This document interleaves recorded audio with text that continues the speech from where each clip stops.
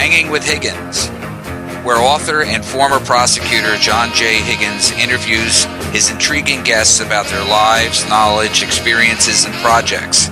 Explore, learn, and be entertained. Come, join us now.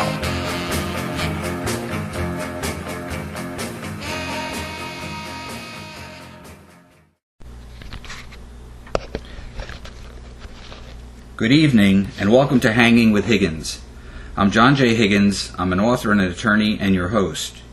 My intention is to bring on various people from diverse backgrounds, people I've met that I find extremely interesting and who can talk about their own lives or have interesting topics to discuss and share.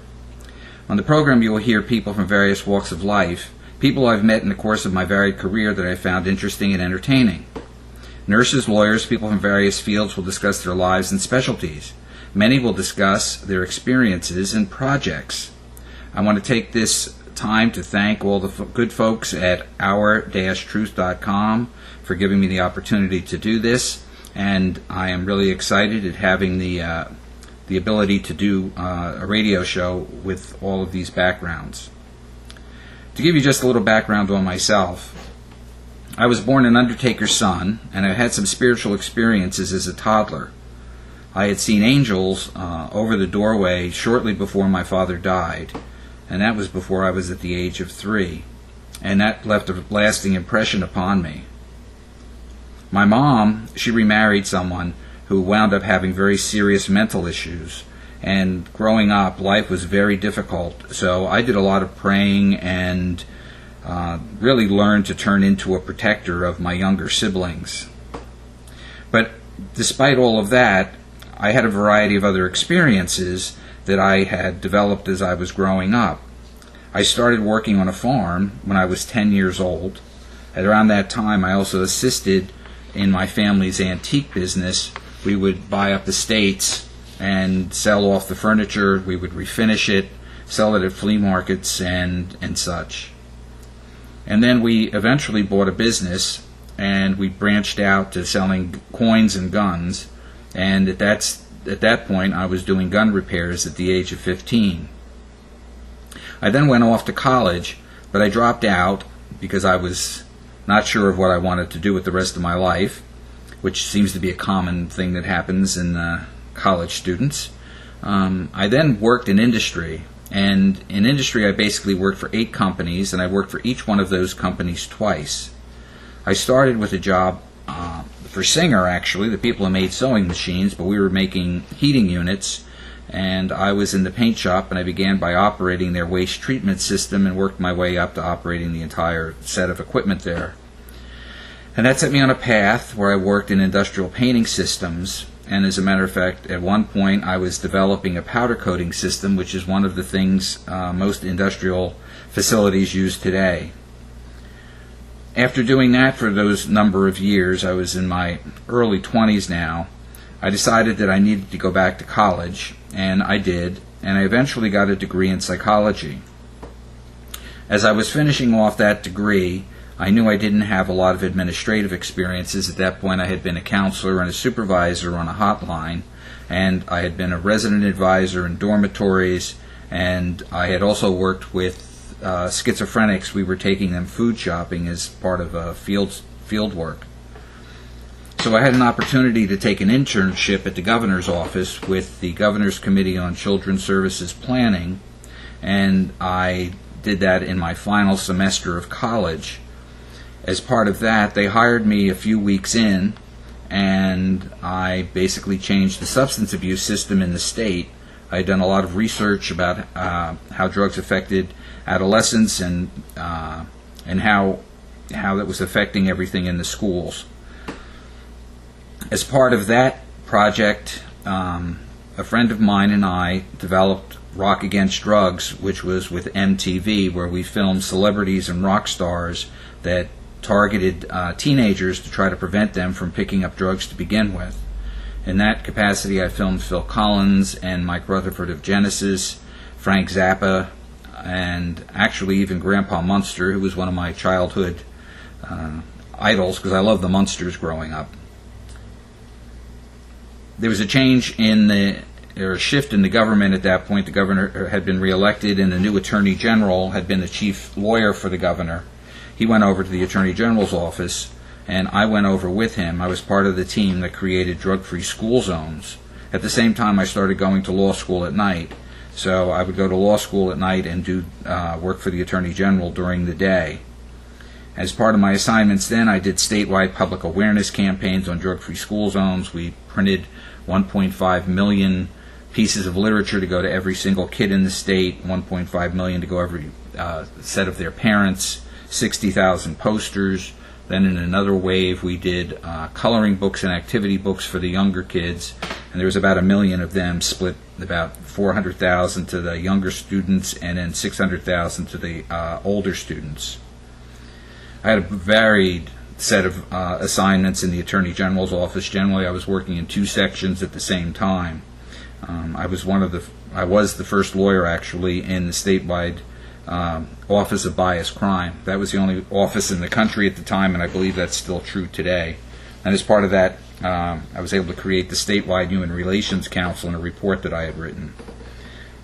I also produced a play out of the Office of Bias Crime that used inner city high school students who had developed a play about the pain and the effect of prejudice. And with that play, we went to 170 high schools in New Jersey and Toronto, Canada, over a 5-year time period. After that, I started prosecuting cases statewide.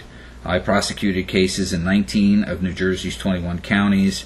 The first case I worked on, which was already in national news, was a gang had cut a 70-foot swastika in a cornfield, and they had been terrorizing 5 different minority communities in their local area.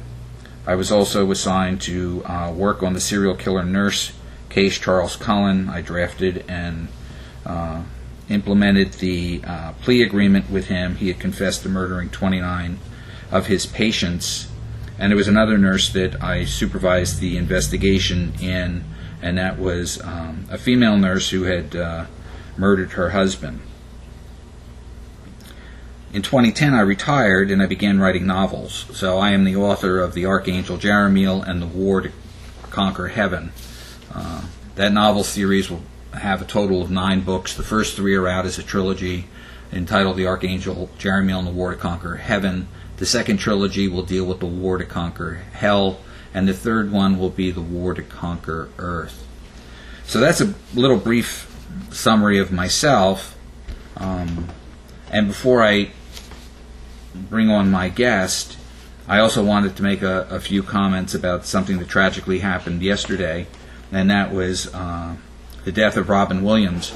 I was fortunate enough to meet him roughly about a year ago at Sirius XM, and I have to say that despite his fame and I guess celebrity, he was a very kind and giving guy.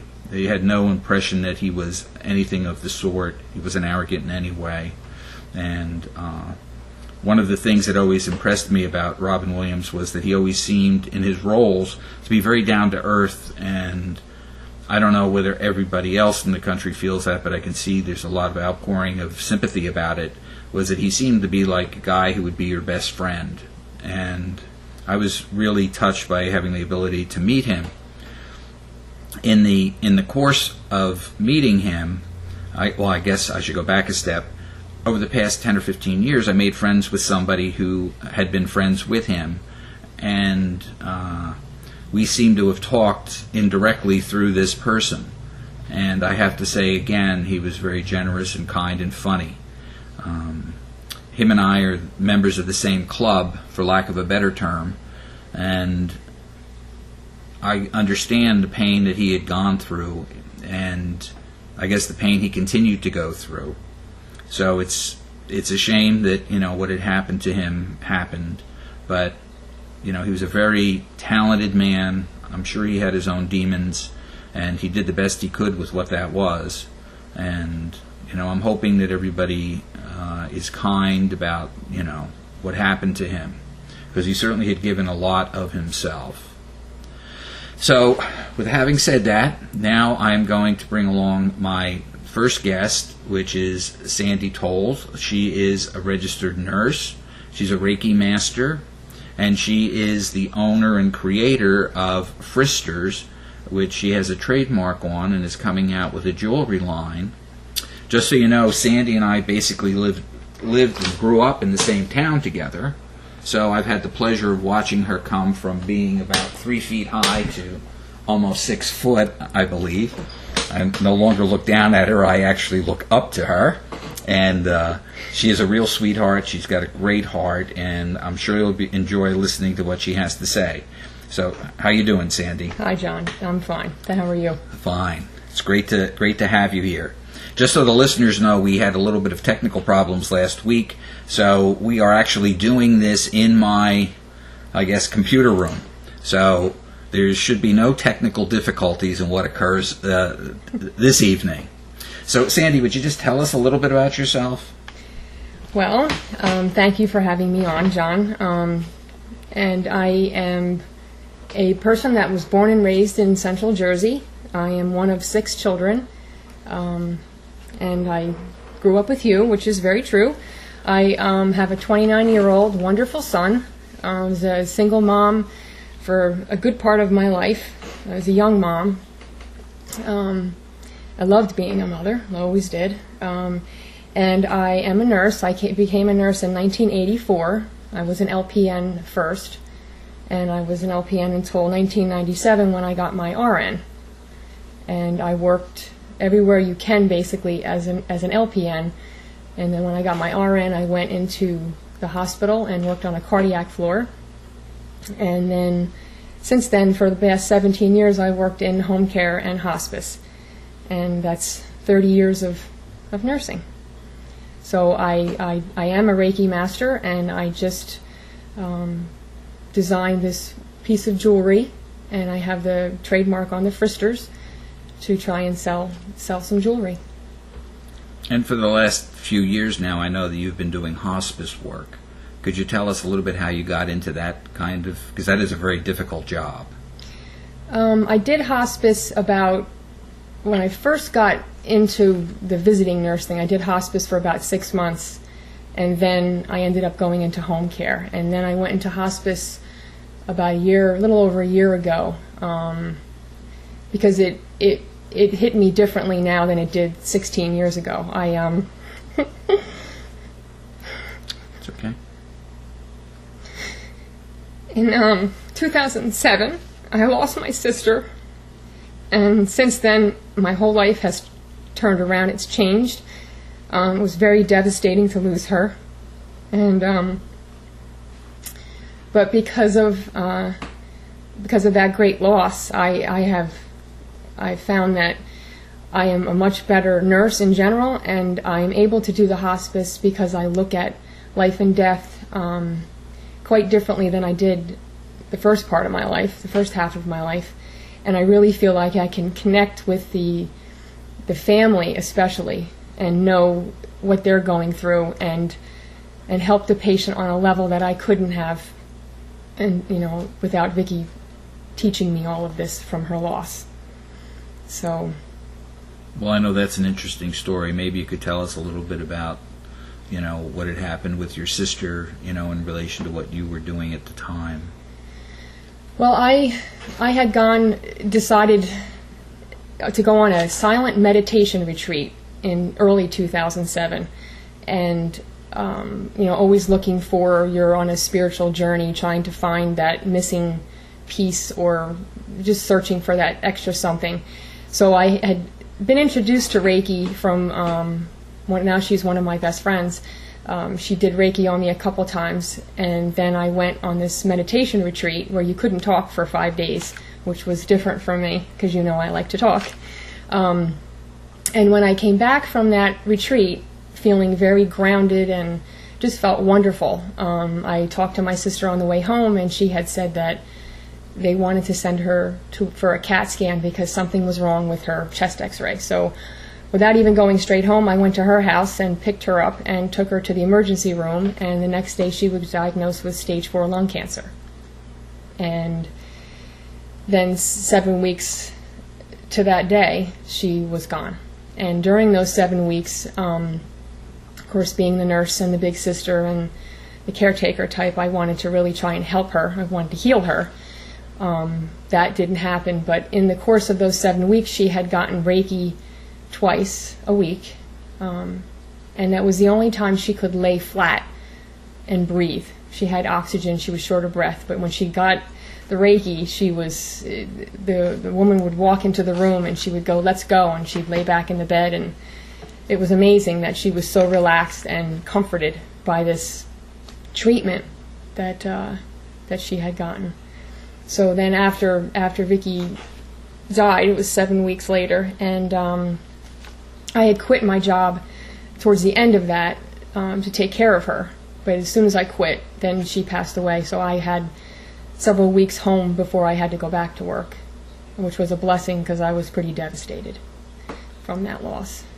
Well, that had to be difficult, watching your sister. As you know, my youngest sister, she passed away in 2004, and that was probably an 8-year ordeal. She had gotten hurt at work, and I have to say that the workmen's compensation systems, at least in the state of New Jersey, in terms of my impression, are actually broken.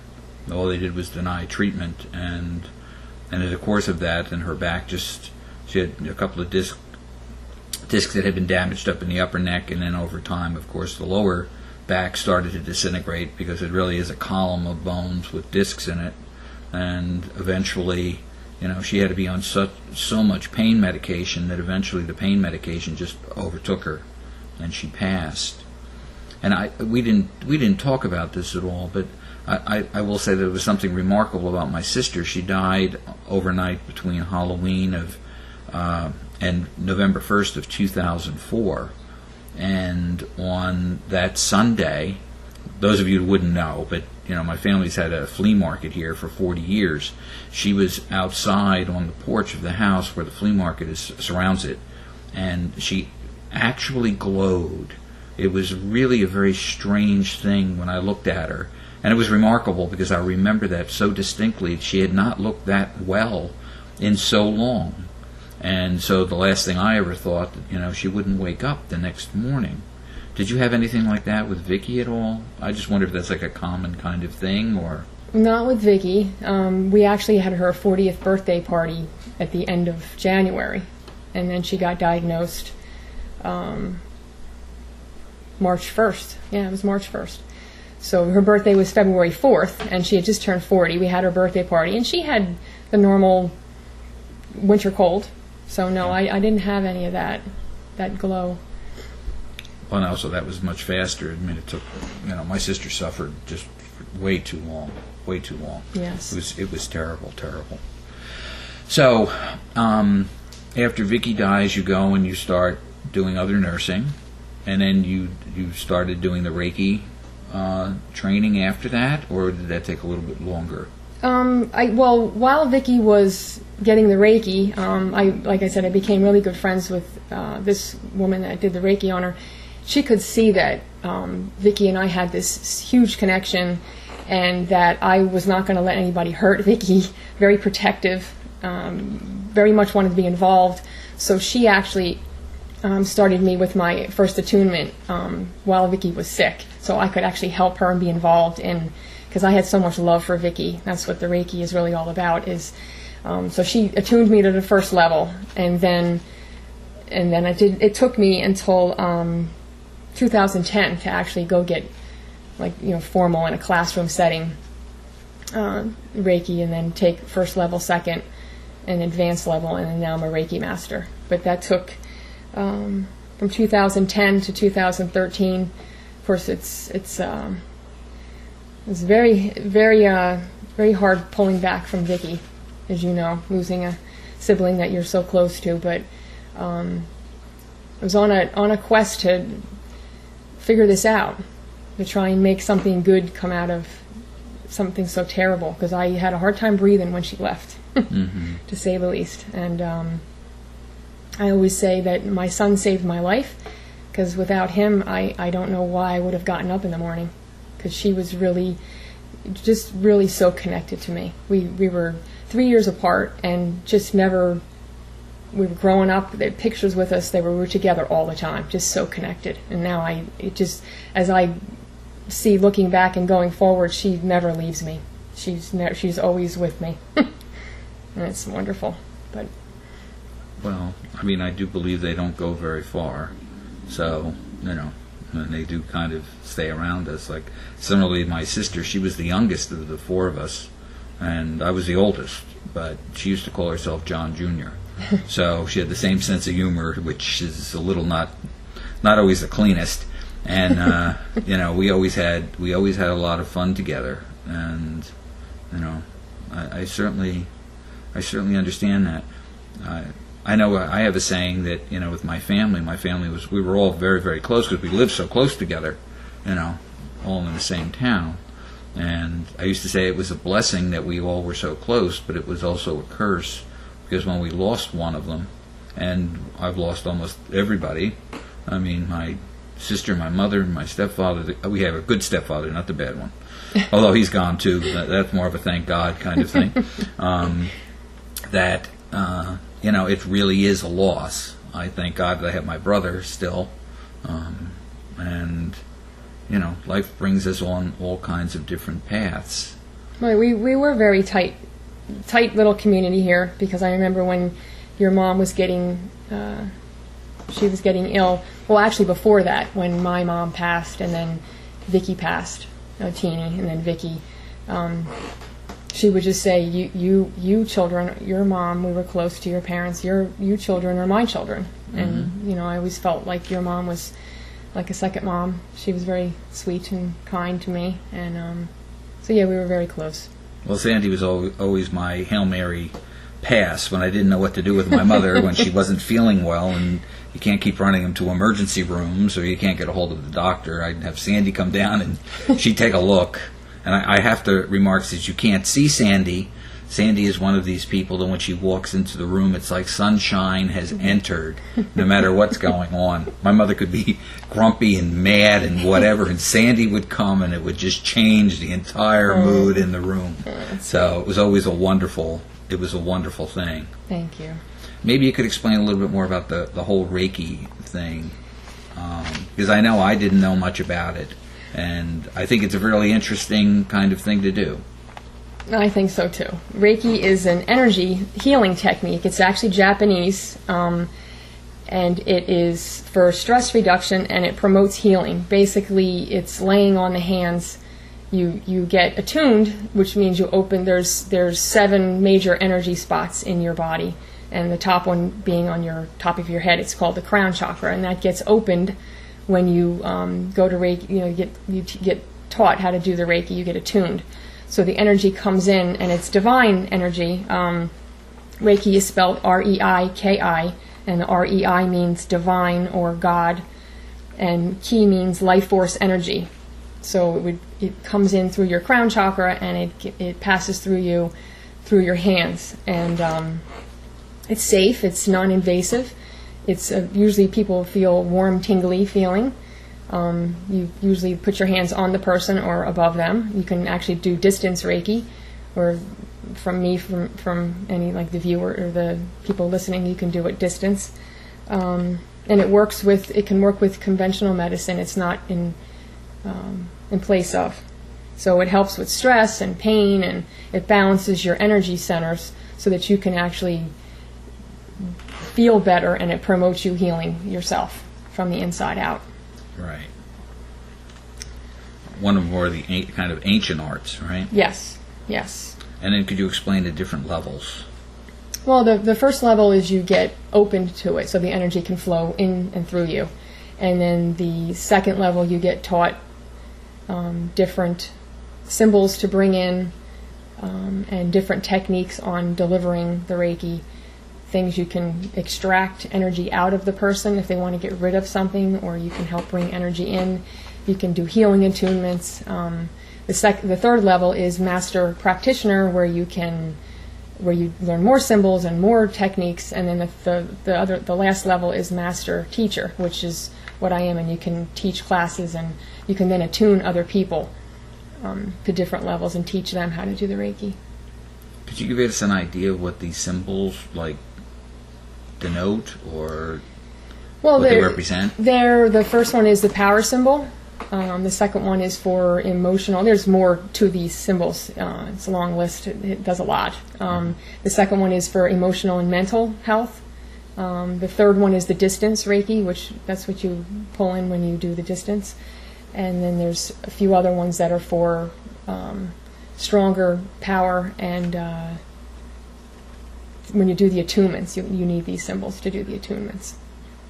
So it's like a laying of the hands kind of thing from the Christian Yes. world? Yes, you can say that. Yeah. So, and when you do the Reiki, there's traditional hand positions where you put on certain spots and over the chakras, but a lot of this is intuition, because the more you do it, like as I talk about it, my hands get warm now, and you get attuned to the person that you're helping, so that you can feel where they need more Reiki and where to put your hands, so that if they have shoulder pain or knee pain, sometimes you can feel a different energy coming from that spot, because it's all about calming yourself and grounding yourself and actually feeling the person's energy, because this is everything has energy, and there's lots of activity on some things, and other things are calmer, and the more you do it, the more you can feel that. And so what it does, like, just to recap a little bit, so if you do this, like almost laying of the hands, because it's not necessarily laying the hands on somebody, it kind of opens up whatever that channel is in the body. And when you talk about channel, does that mean like the whole thing, like nerves and bones and muscles, or is it specific to... Well, it helps with spiritual, mental, emotional, physical. It helps all of the planes on the body. Okay. So it depends, really, when you do the Reiki, it's kind of nice because I don't have to determine what the person needs per se, because the energy goes in and it goes where it's needed. So that's the glorious part of this, is that you never know what the person is going to get, because the energy knows where it's needed the most. So that's where it usually goes. So sometimes I've gotten, when I first started out, you want to get a Reiki treatment because I need to help with, my knee hurts or something. But when I get the Reiki and you leave, you're like, wow, my head feels clearer, or I just feel so much less pressure in my chest or my stomach. That you never know what you're going to get. And it's pretty amazing. Well, the reason I was asking that, because I think I mentioned that last week when we were having the technical difficulties, was that my mother used to have a chart up in the one bedroom with all it looked like pressure points all over the body, but it was pretty detailed, and she was supposedly doing Reiki, which I didn't really understand at the time. So that's why that was somewhat of interest to me. Have you ever read anything by Edgar Cayce? Yes, but I can't remember what. Well, Yes. I've been reading some of his stuff recently, and for those of you who don't know, he was known as the sleeping prophet, and he was able to put himself into some kind of trance. Yes, that's right. Yes. And in that trance, he was able to diagnose illnesses in people. I think in the beginning they had to be in his presence, and then eventually they didn't have to be in his presence at all. And he would talk like a physician, which he did not have any training anywhere near that kind of background. And then, of course, there were other communications that seemed to have come through him. Right. That he was able to do when he was in that trance kind of state. And that was probably, he was reading their energies, because different energies, there's denser energies that feel heavy and kind of feel yucky, for a better word, but and other things just feel like you can feel it flowing. So yeah, that's probably what he was doing. Well, I mean, examples like that just seem to tell me, at least, that there's more than what meets the eye. Yes. And my training is always to look at what meets the eye and not the other. But I do believe the other is still all kicking around us at any given time.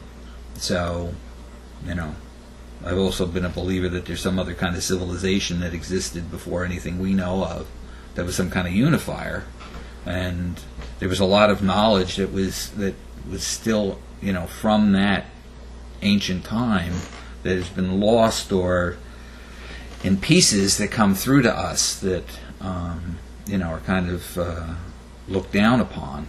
but in reality, they may be more effective than what we know, today. Well, it's the opposite of what we do. It's simple, it's basic, it's quieting the mind, and everything we have is basically vamping it up. All the technology, all the electronics, and this is more about calming things down. Nature is a big part of it. It's more Eastern than the way we're taught here. Right. So after Vicki has passed and you're working in your job, something else came to you at some point in time, and I'll let you tell them a little bit about your Fristers project. Yes, one of my best friends also, she lost her sister 6 months before Vicki died, younger sister also, only sister, and we were talking one day, and I said, well, now that we don't have sisters anymore and you're my friend, you're going to be my Fristers. And so I said that to her, and then I thought I should make a piece of jewelry that signifies that. So I went to a lawyer, and I got Fristers trademarked. It's Fristers for jewelry, and I made a piece of jewelry that I just had finished. Mm-hmm. And there's one piece in sterling silver, and one is in brass with gold filled chain. And that's also, I think, directly related to Vicki, of course, that you go through life with women in your life that were not born to you. And we can't choose our family, but we can choose our friends. So I have a lot of Fristers that I love dearly, and made this piece of jewelry, and it's basically angel wings that hold together half of your heart and half of her heart, bring it together to make one heart, and then it has a piece of lapis lazuli, which is a blue pretty stone, and that has an energy of bonding friends in friendship and love. So and it's I think it's beautiful, and so I made that inspired by my sister. Mm-hmm. Well, I have to agree. It's a very beautiful piece of jewelry that she's come up with, and I know that she's been very brave in figuring out how to make that work. It's little Sandy Toles was no longer just sitting in Branchburg, New Jersey. She was going off to the big city, yeah. like New York. And I always admire people that get an inspiration and they carry through with it. I think many people have many inspirations, but they never really carry through, and that takes a lot of bravery. Oh, thank you. I sometimes I look at, like, I sit here and look at that card or the website, and like I don't know how I can sit here for lots of reasons and know that my sister's gone. I on some level I know she's not, but like Vicki passed away, and I sit here and I can laugh with you and I how that came to be, and yeah, having being a nurse for so long, I had known nothing about the jewelry business, and I've met wonderful people that were very helpful, and that was not a coincidence either. They're just wonderful people. And the jewelry is made here in the United States, and yes, I go into New York City, and now I'm not afraid to anymore. Actually drove in, so didn't run anybody over. No, did get hit. No, I almost got run over, but yes. So it was a big learning. Still, I'm learning. It's a big learning experience doing this. For those of you who are listening and have never driven in New York City, if you can drive in New York City, you can drive anywhere except maybe India or Calcutta. I think that's a little bit crazier. But New York City takes a certain amount of fortitude and awareness to get up and down the streets. That's true. So I think that it's really wonderful that, that you've been able to carry through on all of that. And I know that it really is so tied to your sister that, it makes the story just a really wonderful kind of success story out of something that was really very tragic, Thank you. And it's making, what is it saying, making lemonades out of lemons or whatever. But I think that that's what we're supposed to do when we're on Earth. So now you have the website up. Yes. Yep. And why don't you just announce the website location now. We'll do it again at the end, but just in case somebody is sitting there, they'll hear it. It's fristersjewelry.com. It's FRISTERS jewelry, one word, .com for the Fristers Jewelry website. And I also have a Reiki practice on the internet. It's Sandra's Garden of Healing, and that is www.Sandra, the number 8, Toles, it's TOLES.com. So. And I know there's a couple of other areas that you've had a lot of interest in that we've kind of touched on tangentially. As I'm thinking about my mother had this tendency, she liked to collect rocks. Yes. For whatever reason. Well, my mother was a collector. She collected a lot of things. If I took any one of you over to my mother's house, which we don't know what to do with these things, we probably have more Catholic statues than the Vatican does. We have every version of the baby Jesus. We've got the Holy Mother. We've got angels in various forms in there. She actually even had come back up from the flea market. My mother was one of the best shoppers, just so everybody knows. Every maybe 5 years, we had to go get a dumpster, and we had to clean out all the treasures that she had bought, because just otherwise the house would have been overwhelmed. And it's a 13-room house. But the one day she came home actually with a nightlight that was a foot by a foot, and it was the Vatican with the bulb up within it. So my mother was very Catholic in her own way. Actually, her uncle had been a priest and a pastor, and he actually built a church, Church of the Little Flower, up in Berkeley Heights. And growing up, I was afraid of him because he had a stern look. It was like you did not want to mess with Uncle Francie, but he was really a very, very kind man. Well, getting back to the rocks, so she was collecting a lot of rocks, and I know you have a lot of interest in crystals, and you were interacting with her on a lot of that because we saw a lot of it in her room. So maybe you could talk about some of that for us. Yes, actually, when I'd come before I had her taking care of her, but before that, as friends, she would pull out rocks and stones, and I was amazed because I didn't know that we had that in common. And because I remember when I was little, I bought a lot of candles from the flea market. I love the candle shop. I don't know why, but I've always liked candles. But yes, I have a lot of rocks, and I actually got my book, and my crystal book, and we went over the rocks she had, and we talked about the different energies of the rocks and how to cleanse them with the sage. And so yeah, I used a lot of stones. I carry one with me every day, depending on its energy, what I want to carry with me. But I use them with the Reiki, because that each chakra has a color to it, and you put a color rock on there, and that helps. And then you can make a circle of different rocks, like turquoise or emeralds, around the person while you're doing the Reiki, and that just brings in different energies depending on what rock you use. Yes, I love rocks. Yeah. Well, that would kind of make sense if we figure we're living in a magnetic field to begin with, and each rock, I'm sure, has different elements in it. Yes. And however that reflects. Is there like a standard thing that goes for each one of these chakras that or is that depending on where somebody's at emotionally or physically? There's not standards. There's all different. The top chakra is like a purplish or a white, so you'd pick any purpley white rock, and then indigo, and then your throat chakra is blue, so you could pick any blue rock to help with your throat chakra. So and some people are just drawn. I was actually out in a rock shop in Pennsylvania, and I love watching children because they have no filter. Right.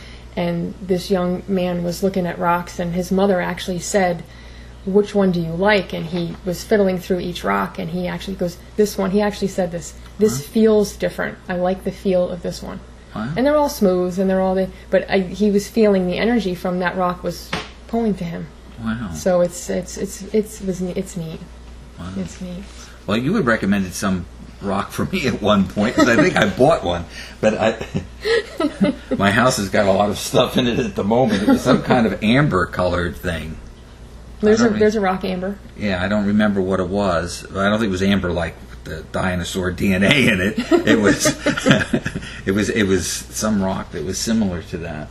Now, of course, I'm looking around trying to figure out where I may have placed that. So I probably have it somewhere amidst all the books or whatever. Well, the other thing that actually, having seen your picture that you have on your Reiki website, there seems to be something that came up in the picture that was kind of amazing. Yes. So maybe you can talk about that a little bit. Yes, I have several pictures on the website of my dog and my cat, and I was actually doing the Reiki on my son. That's my son in the picture. And I was giving somebody an attunement, and I gave her the attunement, and then I had asked my son, could you take a picture of us doing this? And in the picture, if you look at the picture carefully, to her left in the chair, there is a purpley colored orb, a round circular ball of energy to her left.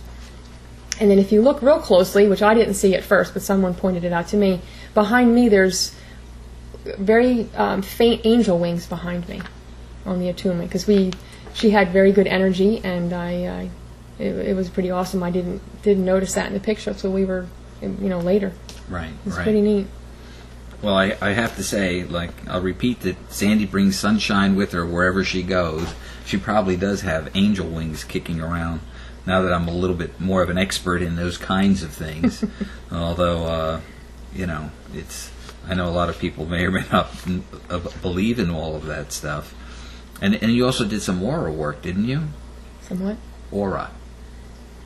Well, that's part of the when you do the Reiki, sometimes people can see auras, or just try to clear the auras. That's usually what I try not to judge, because it's a powerful energy coming in, and it cannot be controlled. It's all good energy, and it comes in and with the intent. You set the intent that you're going to clear the aura, and it clears people.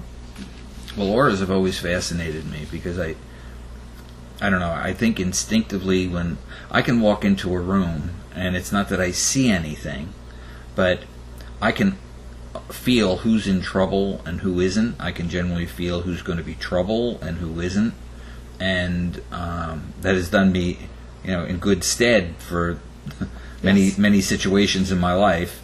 And I do believe that there's an energy around us that kind of comes. I always liked, what Wayne Dyer, I believe, is the guy who said it, was that, we're not, human beings having a spiritual experience. We're spiritual beings having a human experience. And I've always taken that to be that I'm picking up what their essence or what their spirit is. Do you know anything about the colors of the auras? Because that really fascinated me. There's some technique you can use where you don't look directly at a person, and then you can see it from the side of your eyes. I mean, going by what I've read. Well, a lot of it's not from your human eyes. It's from the third eye. It's intuition, or the way I see it is out of the corner of my eye. I'll see something, I'll go over and look, and it'll disappear. Okay. And I've seen when I was doing the third level or master level of Reiki, I remember we were doing a meditation, and I was opposite this woman. We were doing the same meditation, and I saw this gold aura around her, and I was just flabbergasted. It was beautiful, and that's like the best color to have, is gold. Okay. That gold light. It was amazing. But yes, if you walk into any arena where you have different circumstances, you can read the energy in the room. You walk to the flea market, and you'll walk past different people, and sometimes if you're in tune to your feelings or your intuition, you were following your intuition, which is impressive, you can feel their energy and know that it's something you want to be near, or something you want to be away from. So when it's mostly love, and it's just a pure energy, and then there's the opposite of that, when people are angry or fighting, and if you feel how that makes you feel, that's an extreme example. There's all kinds of grays in between that. But yeah, I definitely feel that.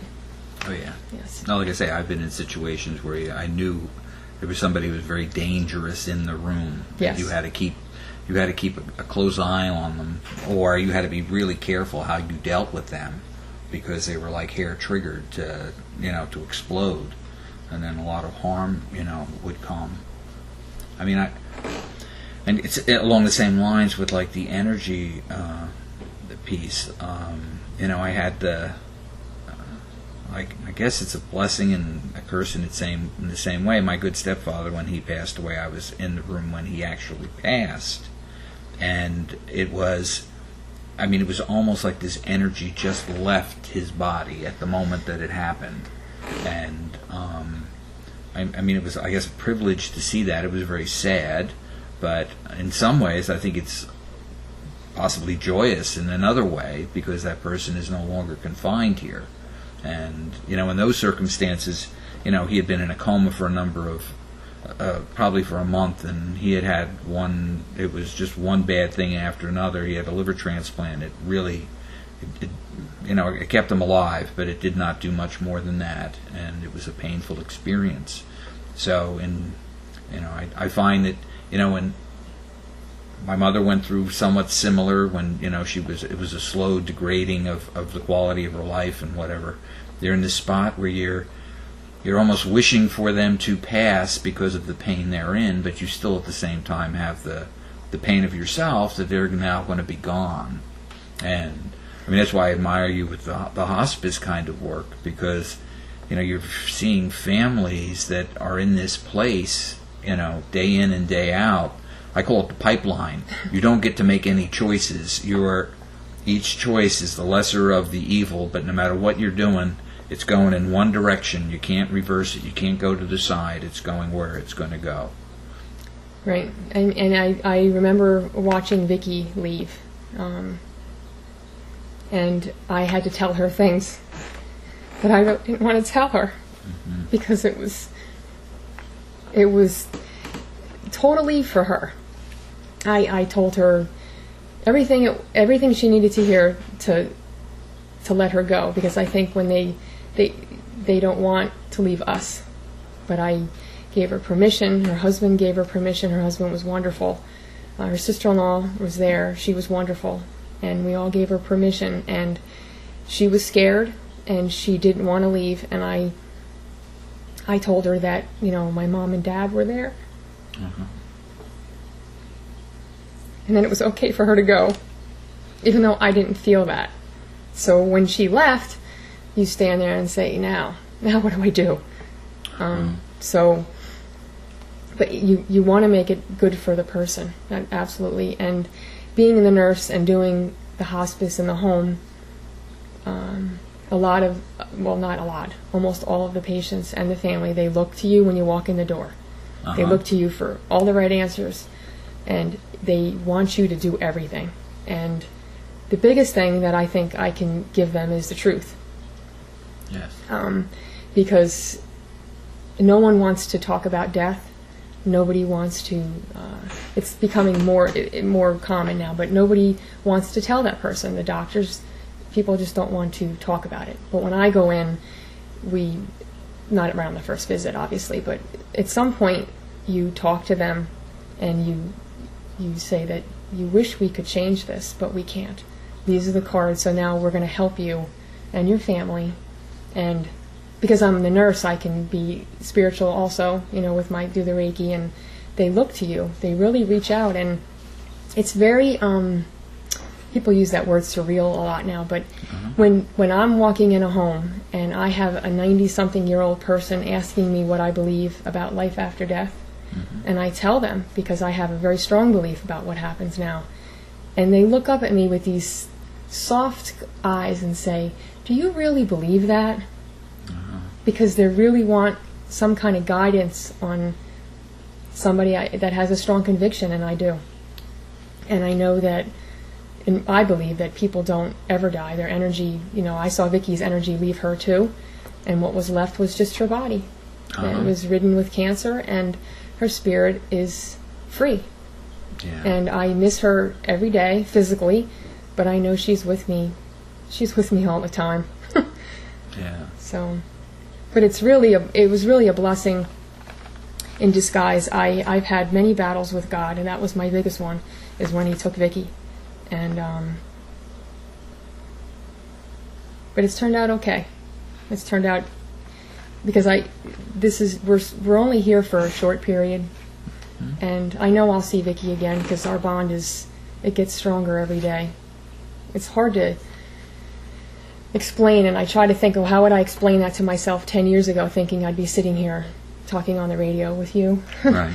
And having one of my people on this earth, another one. Both my parents are gone, and lost a brother and a sister, and sitting here actually happy about my life and looking forward to what's next, and love being a mom. And but they're all gone, and you can still be positive and make something good out of it. Well, I always like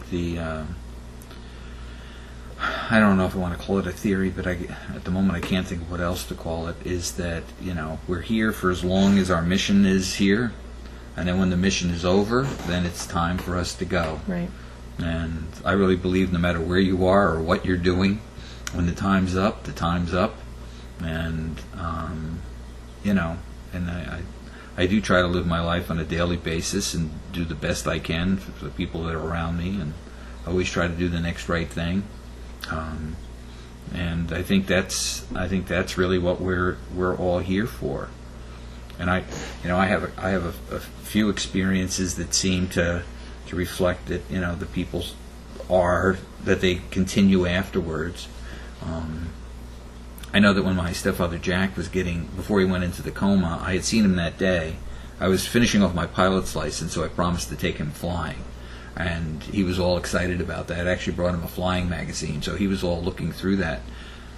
But my youngest sister, who passed away 6 months after him, and my mother had spent the night in the hospital with him. And in the middle of the night, he got up and was just calling out that he did not want to go. He wasn't ready to go. He did not want to go. And then by the morning, he was in a coma, and he never came out of that. And I also have an interesting story about my uncle, who was an eye surgeon and was just a wonderful, wonderful man. And when he got ill, and he eventually passed away, he had one of his oncologist out of one of the best hospitals in New York City, and he came to my cousins and said, I had a dream about Raphael, and that's what my uncle's first name was, which of course is the healing angel and the archangel's name. Right. And he was running down the street, going from store to store, and smiling and waving to me and telling me to tell everybody that everything is fine and wonderful, and that they were not to grieve and not to worry. And then in my own personal world, I retired like in the first day of September of 2010, and my mom passed away on the 7th, the next week. And when she went into the hospital, we didn't think it was much. She was having trouble swallowing, and they said it was aspiration pneumonia. So I was like, well, it's not viral, it's not bacterial, so what could be the big deal? And it was Labor Day weekend. So they were going to do swallowing tests come that Tuesday when the specialists came in. And over those 24, 36 hours or whatever, she progressively got worse. And she started losing her mind. She was trying to get up out of bed and saying stuff. I guess she really wanted to die at that point. It came out of nowhere. She wanted to be put in the road, which was just crazy stuff from our childhood with the wacky guy.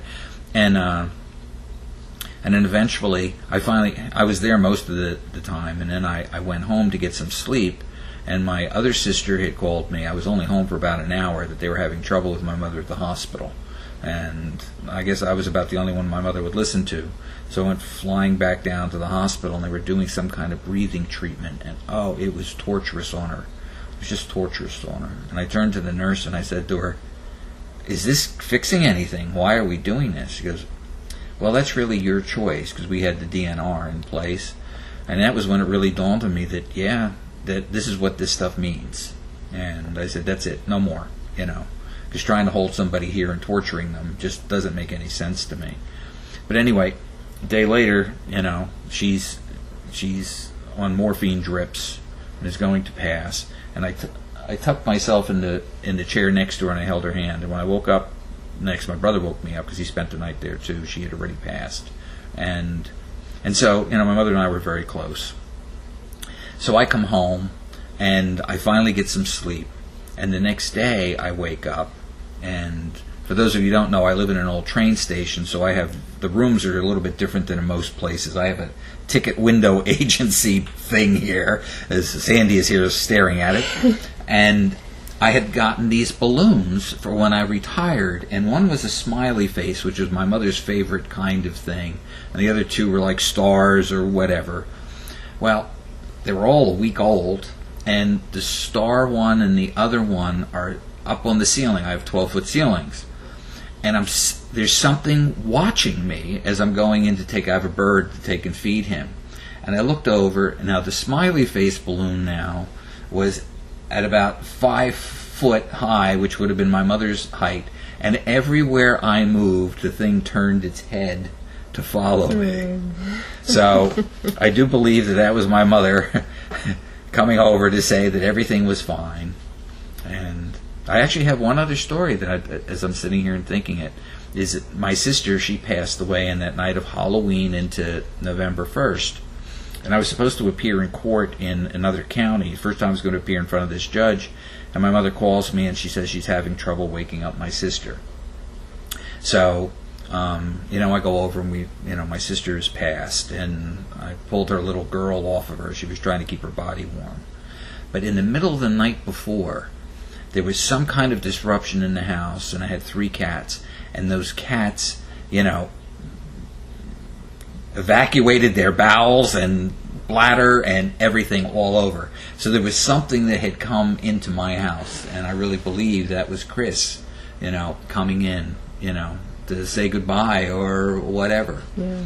So I'm really a firm believer in all of that. When you're talking, I remember another gentleman in town was sick and in the hospital, and I went up to see him, and I walk in, and he looks at me and he goes, "You just missed your mom."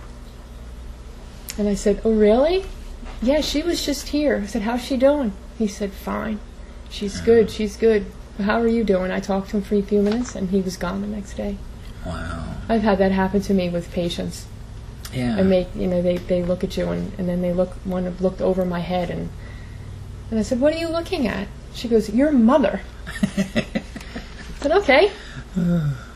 But I remember several people tell me important stuff, and when you're dealing with people that are dying, they're scared, they don't want to leave their loved ones, they don't, there's lots of emotions going on, but it's bottom barrel, and it's what's left is love. And one gentleman said to me that the most important thing in the world is if you're kind to people. Mm-hmm. That's what matters. And thankfully, on the second visit, he took my hand and he said, "You're a very kind person, Sandy." And I said, I didn't realize I was being tested. But I'll never forget him. And I believe in that to be compassionate and kind to everybody. And you see that now being exhibited all over the internet because of Robin Williams and the sadness everybody feels towards him. That we have to look at things from other people's perspective, because most people are dealing with some kind of problem. It's true. It's true. Well, believe it or not, we're getting close. We're getting close to the end. So I wanted to make sure that you had the opportunity to give your website information again, and I know that you also said that you can also do the Reiki long distance. Yes. So I wanted to make sure that you got all of that in this recording. Right. That's on the website. The Reiki service website is www.sandra8toles.com, and that's Sandra's Garden of Healing, it's called. And the Frister's Jewelry is www.fristersjewelry.com. Good. And they can call you too, right? Yes, I have my phone number. On the Reiki thing. Yes. And my books are all on Amazon. They're under John J. Higgins. If you put John J. Higgins Archangel, it'll come right up. My website is www.john-j-higgins.com. I also have a website for this show, Hanging with Higgins, which has a very long and elaborate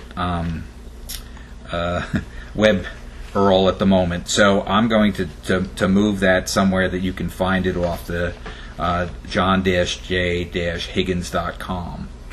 So with that, I believe that is the end of our show for this evening, and I hope that I'm probably going to have Sandy back at some point, and I hope that you listen again.